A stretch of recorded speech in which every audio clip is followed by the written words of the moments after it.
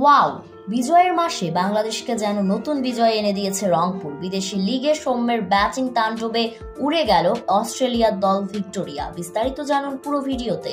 টানা 2 ম্যাচ হেরে global super league tournament শেষ করেছিল রংপুর রাইডার্স, কিন্তু দুর্দান্তভাবে ঘুরে দাঁড়িয়ে ফাইনালে উঠেছিল তারা।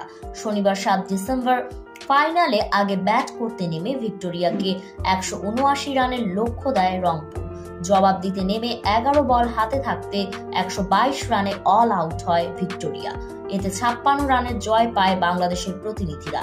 এর আগে টস জিতে ব্যাট করতে নেমে রংপুরকে উড়ন্ত শুরু এনে দেন সৌম্য সরকার এবং স্টিভেন টেইলর। দুজনের ব্যাট থেকে আসে 124 রান।